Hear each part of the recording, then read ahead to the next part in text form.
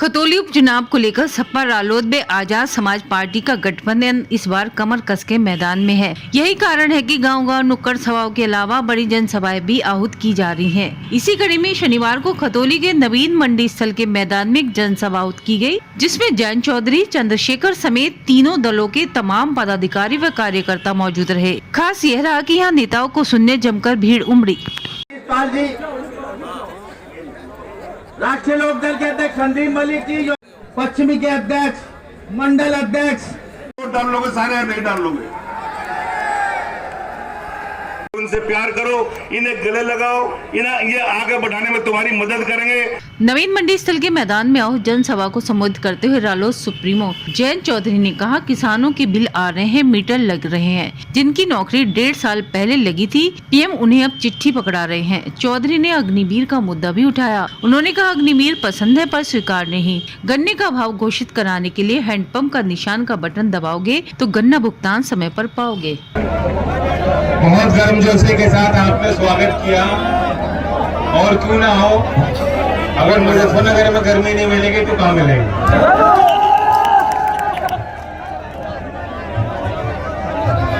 आज इस देश के लिए बहुत गौरव का दिन है। आज हमारे देश के लिए हम सब त्योहार मनाते हैं, सब आपस में मिलके, गले मिलके, मिठाई बनाते हैं, पकवान बनवाकर, मोहल्ले में, घर परिवार के साथ। लेकिन आज का दिन इस देश के लिए, इस देश के भविष्य के लिए, शोषित, गरीब, वंचित समाज के लिए, किसान मजदूर के लिए सबसे बड़ा त्योहार है। क्यों? संविधान दिवस है। गन्ने का तो रेट ही भी घोषित नहीं हुआ। दुनिया में ऐसा कोई काम नहीं, दुनिया में ऐसा कोई व्यापार नहीं, दुनिया में ऐसी कोई पूंजी नहीं बन पाती जिसमें जो उत्पादक है वो अपना माल दे दे और उसे मालूम ना हो कि हमें बदले में भाव क्या मिलेगा। कोई काम ऐसा नहीं है। वो खेती में उन्होंने ऐसी व्यवस्था बना रखी है। आज अब गन्ना गेर दो, 20 दिन पहले गेर चुके, मिल चालू चल रही है, उनकी कमाई चालू, उनका मीटर चालू, उनके घर की कमाई चालू।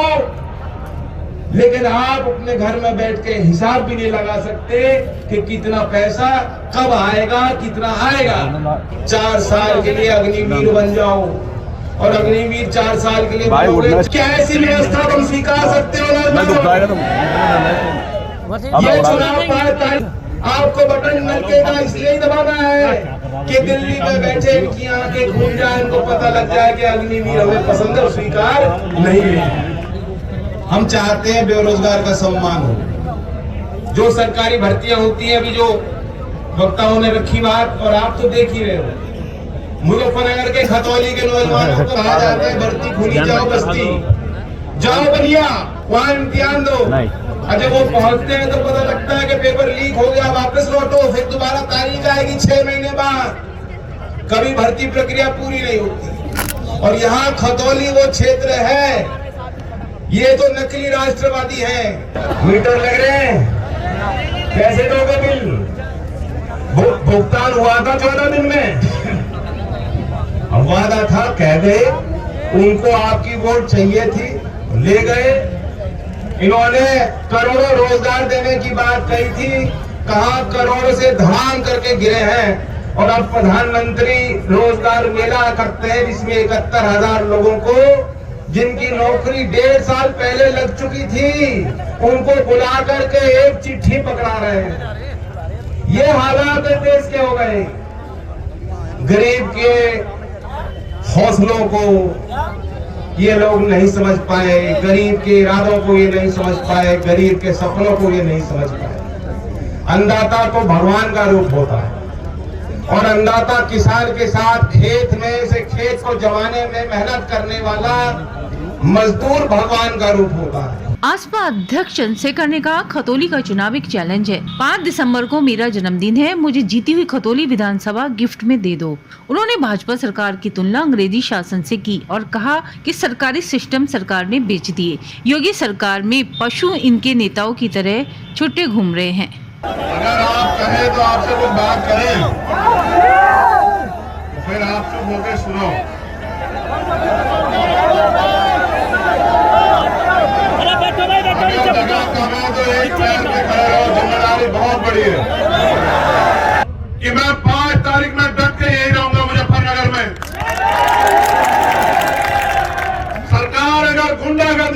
नहीं तो उनकी लाठियां खाने के लिए, गोलियां खाने के लिए हम लोग यहीं रहेंगे। ये मात्र खतौली का चुनाव नहीं, हमारे सम्मान का चुनाव है। 3 तारीख के जन्मदिन का अभी उधार आप पे मैं छोड़ के जा रहा हूं, ये आपको 5 तारीख को चुकाना। लेकिन मैं ये समझता हूं ये किसानों की धरती है। अगर इस देश को बचाना, अगर भारतीय संविधान को बचाना, तो जब 5 तारीख को आप घर से निकलेंगे और खुद में निकलना है, मां को लाना है, बाबूजी को लाना है, दादी को लाना है, दादा को लाना है।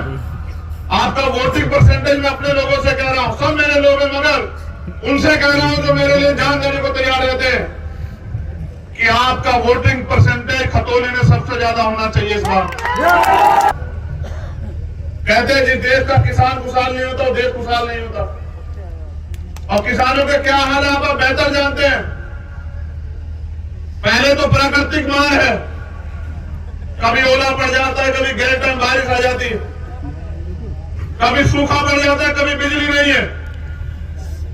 फिर उसके बाद योगी जी की सरकार में छुट्टा पशु इनके नेताओं की तरह घूम रहे हैं।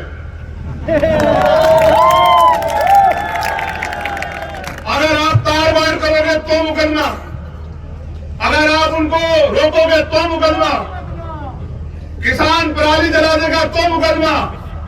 लेकिन अगर किसान मुआवजा मांगे फसल का तो 2, 4, 10 रुपए दिखाकर उसका मजाक उड़ाते हैं। जिसको हम लोग 3 दिसंबर में मनाते हैं, आप लोग सभी को कुछ ना कुछ देते हो, तो मेरे जन्मदिन पे बस मुझे ये गिफ्ट देना इस बार। मैं अपील पहले कर रहा हूं।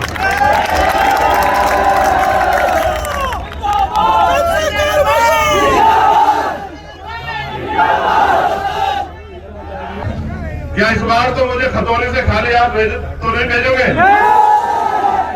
किसान दिवस की हार्दिक बधाई। मैं जब से आया हूं आपके नारों की आवाज सुन रहा हूं, लेकिन नारों से बड़ी जिम्मेदारी आपको देने के लिए आया हूं। ये खतौली का चुनाव मात्र एक चुनाव नहीं, ये एक चैलेंज है, एक चुनौती है जिसको आपको स्वीकार करना पड़ेगा। ये बताने के लिए मैं आज खतौली में आया।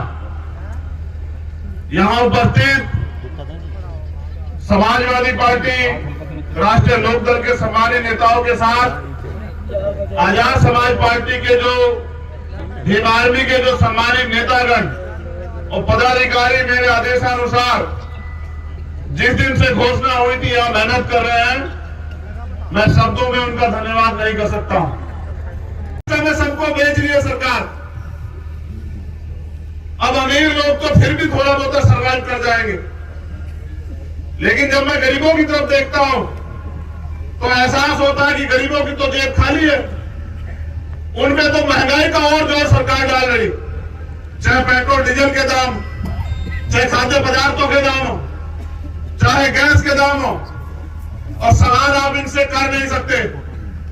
अगर आप सवाल करोगे तो फिर ये सरकारी मशीनरी का दुरुपयोग करके अगर आदमी पैसे वाला ताकतवर हो तो सीबीआई ईडी इनकम टैक्स लगा देते हैं, और अगर आदमी क्रांतिकारी संघर्षशील हो तो ये झूठे मुकदमे लगा देते हैं।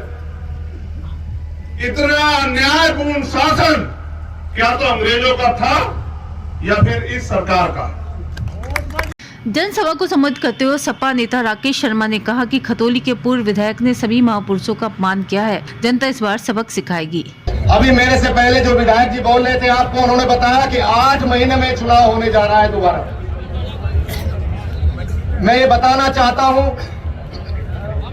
कि अभी 8 महीने पहले जो विधानसभा के चुनाव हुए तो आप खतौली क्षेत्र से आपने जिस व्यक्ति को चुनाव जिता करके भेजा था, उस व्यक्ति ने अपने पहले कार्यकाल में भी कोई समाज, कोई धर्म ऐसा नहीं छोड़ा, और हमारे किसी भी महापुरुष को उसने नहीं छोड़ा जिसके साथ, जिसके बारे में उसने कोई बदतमीजी ना की हो। मुझे ये बात कहने में कोई गुरेज नहीं है कि वो व्यक्ति मानसिक रूप से पागल है और फिर दोबारा इस भारतीय जनता पार्टी ने, जो अपने आप को कहती है कि हम बहुत संस्कारवान है, वो संस्कारों की बात करती है और ऐसे व्यक्ति को, ऐसे पागल व्यक्ति के परिवार में फिर दोबारा से टिकट देने का काम किया है। मैं आह्वान करता हूं आपसे कि आप लोग आने वाले 5 तारीख के चुनाव में भारतीय जनता पार्टी को जवाब देने का काम करिए। आने वाले 5 तारीख के चुनाव में आदरणीय मदन भैया जी, जो यहां से राष्ट्रीय लोकदल के चुनाव चिन्ह पर चुनाव लड़ने का काम कर रहे हैं, आज वो समय है कि अगर आप लोगों ने ये जवाब नहीं दिया तो 2024 में फिर हमें दिक्कत होगी। जरूरत है आज सबको एक साथ जुट करके इस पागल व्यक्ति को इस विधानसभा से भगाना है। आपका जो ये खतौली का विधानसभा क्षेत्र है, यहाँ कोई धर्म, कोई जाति उसने नहीं छोड़ी जिसको अपमानित न किया। खुद वो जिस समाज में पैदा हुआ है, अपने समाज को भी उसने गाली देने का काम किया है। ऐसे पागल व्यक्ति को मेरा आप लोगों से आग्रह है कि ऐसे पागल व्यक्ति को 5 तारीख में आप जवाब देंगे। धन्यवाद। जय हिंद, जय भारत। प्रकाजी विधायक अनिल कुमार ने कहा, बीजेपी धार्मिक उन्माद फैलाने का काम करती है। पूर्व सांसद हरेंद्र मलिक ने कहा, यहां आए डिप्टी सीएम केशव प्रसाद मौर्य कहकर गए हैं किसानों को कोई गन्ना बकाया नहीं है, जबकि बजाज शुगर मिल पर ही 1100 करोड़ बकाया है। राष्ट्रीय लोकदल के चुनाव निशान हैंडपंप पर बटन दबाकर इस हमारे प्रत्याशी भाई मदन भैया जी को भारी मतों से जिताकर हम लोगों को भेजना है। साथियों, देखिए, इस चुनाव के हार जीत से कोई फर्क पड़ने वाला नहीं है। न कहीं बीजेपी की सरकार मजबूत होने जा रही है, न कहीं गिरने जा रही है।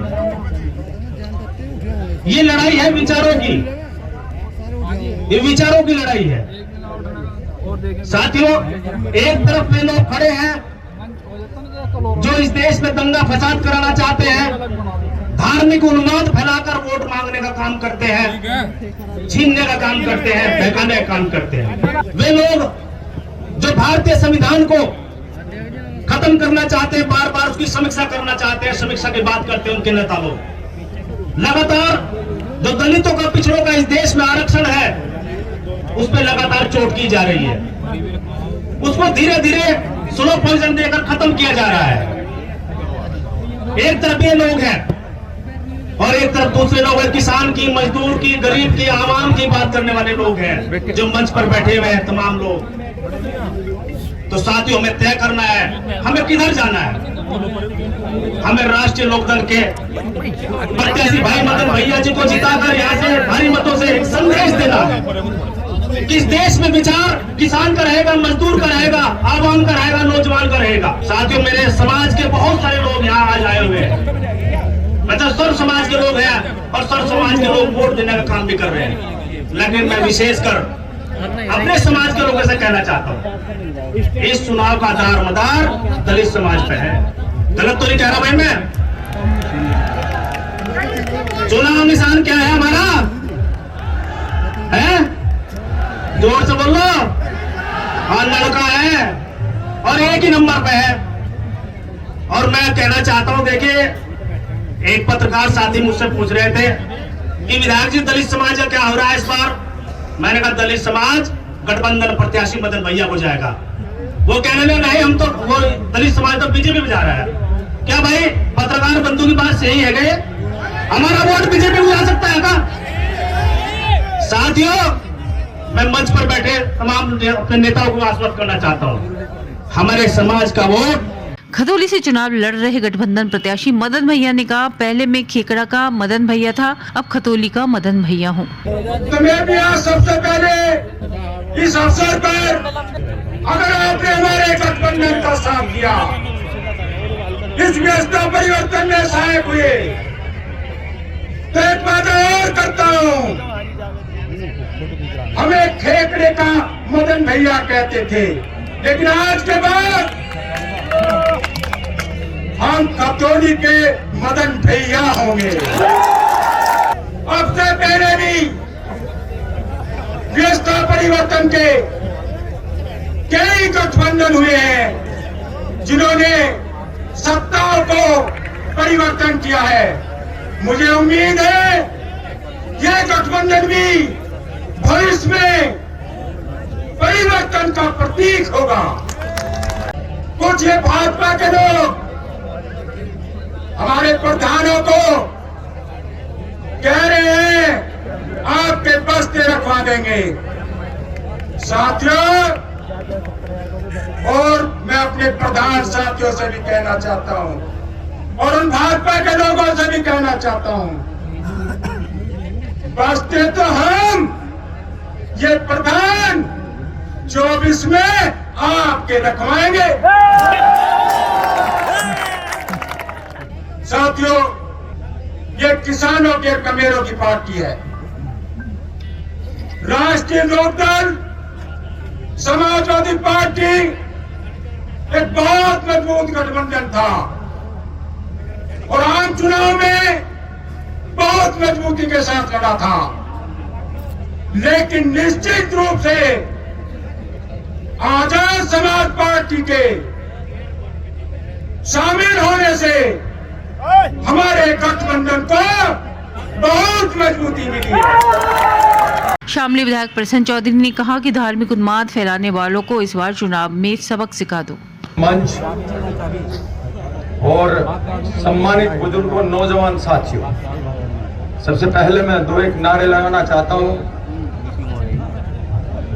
बाबा भीमराव अंबेडकर, बाबा भीमराव अंबेडकर, स्वर्गीय चौधरी चौर सिंह, स्वर्गीय चौधरी अजीत सिंह, आदरणीय चौधरी जैन सिंह, आदरणीय चौधरी जैन सिंह। धार्मिक उन्माद फैलाने वालों और जातिवाद फैलाने वालों को सबक सिखाने का चुनाव है। साथियों, ये सरकार इस किसान को, इस मजदूर को बर्बाद करना चाहती है, तबाह करना चाहती है। किसान को उसकी फसलों का वाजिब दाम नहीं मिलता, किसानों को उसकी फसलों का समय पर पेमेंट नहीं मिलता। ये मंडियों को खत्म करना चाहते हैं। साथियों, आज यहाँ अनुसूचित समाज बहुत संख्या में बैठा हुआ है। यह सरकार इस समाज का आरक्षण को छीनना चाहती है। 2 अक्टूबर 2018 का दिन याद आपके होगा। इस सरकार ने इस अनुसूचित जाति के समाज के ऊपर जुल्म और अत्याचार किए थे। साथियों, ये विचारों की लड़ाई है। एक तरफ वे विचार हैं जो स्वर्गीय चौधरी चरण सिंह और बाबा भीमराव अंबेडकर के विचारों को आगे बढ़ा रहे हैं। साथियों, यदि आप बात करें, आज हमारे बीच में एक शानदार और जानदार व्यक्तित्व आदरणीय चौधरी जैन सिंह है। इस प्रदेश में, इस देश में जब भी कोई घटना घटती है, ये सरकार किसी के खिलाफ जाति करती है, तो आदरणीय चौधरी जैन सिंह और चंद्रशेखर जी भी उस कड़ी में अब जुड़ गए हैं। वो इस जाति के खिलाफ हमेशा लड़ाई लड़ने का कार्य करते हैं। कि इस जिले के प्रदेश के अंदर किसानों का एक पैसा बकाया नहीं है। बरसों से थोड़ी पल्ली तरफ बुढ़ाना मिल है। अभी पंकज बता रहा था कि 550 करोड़, भाई अशरफ जी ने बताया 550 करोड़ तो सामने बका है। 100 करोड़ से ज्यादा बुढ़ाना शुगर मिल पे बका है। आज सुबह मेरी इनकी मैनेजमेंट के बड़े आदमी से बात हुई, उसने कहा सरकार 1500 करोड़ दे रही है, हमें तो गन्ने का भुगतान हो पाएगा। यानी कि इनके अकेले बजाज ग्रुप के ऊपर 1500 करोड़ से ज्यादा किसान का बकाया। ट्यूबवेल पर मीटर लगाने का काम किया जा रहा है। नौजवान को उनका रोजगार छीन करके अदानी और अंबानी को दिया जा रहा है। इसलिए दिया जा रहा है कि वो बड़ी मशीनें लगाएंगे, हमारे नौजवान को रोजगार नहीं मिलेगा। दोस्तों, यही नहीं है, सारे देश की संपत्ति बेची जा रही है। और ये बात करते हैं किसान की, किसान का शब्द इनकी डिक्शनरी में भी नहीं है। मेरे याद है कि राष्ट्रीय लोकदल ने ईमानदारी से राष्ट्रीय लोकदल के साथियों ने, राष्ट्रीय लोकदल के राष्ट्रीय नेतृत्व ने ईमानदारी के साथ पिछले चुनाव में समाजवादी पार्टी का साथ दिया। कहीं उंगली उठाने की जगह नहीं रखी। और जहां तक मैं जानता हूं, आपका एक एमएलए चुनाव लड़, साइकिल पर एक एमएलए चुनाव लड़ रहा, 2 बार आदरणीय राष्ट्रीय अध्यक्ष वहां आए और उनके आने का नतीजा हुआ कि 4 एमएलए आपने जिताए, इसमें आपकी साइकिल का कैंडिडेट। आज ये संयुक्त रैली है। मुझे पार्टी के राष्ट्रीय अध्यक्ष जी का निर्देश हुआ था कि विषम परिस्थिति है, वो आ नहीं पा रहे, आने का कार्यक्रम भी नहीं था उनका, जिन्हें आना था वो नहीं आ पाए, कि आप पार्टी की तरफ से जाकर के आप रैली को संबोधित करें। दोस्तों, ये गठबंधन का चुनाव है और समाजवादी पार्टी के एक एक साथी से मेरी प्रार्थना, मेरा अनुरोध है, और जो निर्देश राष्ट्रीय अध्यक्ष जी ने मुझे दिए हैं, मैं आपको बताना चाहता हूं कि इस चुनाव को पूरा चुनाव मान करके, और हमारा चुनाव है भी ये, समाजवादी पार्टी का एक एक साथी रात दिन एक लगा करके आम समाज पार्टी और राष्ट्रीय लोकदल के साथियों से तारतम्य बना करके बूथ तक वोट को पहुंचाने का काम करेगा। 5 तारीख तक एक एक आदमी इस काम में